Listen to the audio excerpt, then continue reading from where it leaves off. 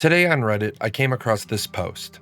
In it, a player explained that they could not place their base because they had been gone too long and their property had been packed up. This is a recurring issue in Once Human for anyone who steps away long enough for their base to be reclaimed. The problem is especially serious on permanent servers, where frequent world merges take place and many players only log in once per week to maintain their progress. The current system has a clear flaw. If you cannot drop your property, you cannot properly edit it or interact with it.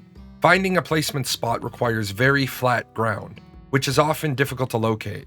Two areas that players recommend are outside Tallgrass Inn and outside White Cliff, both of which offer large, flat surfaces. Another problem comes from the fact that if you cannot drop your property, you cannot enter build mode. Unless you live entirely on someone else's property, you are stuck. There is no way to destroy your entire base and start fresh. The best workaround I found right now is to build small and simple, directly on the ground. This reduces the risk of being unable to redeploy your property after being gone for several days, or after a world merge. As you can see, this compact 3x3 grid allows enough space to function without overcommitting. Even with a narrow entryway, even with this very, very narrow first floor, you will see that you can build a pretty large base with all the space you need.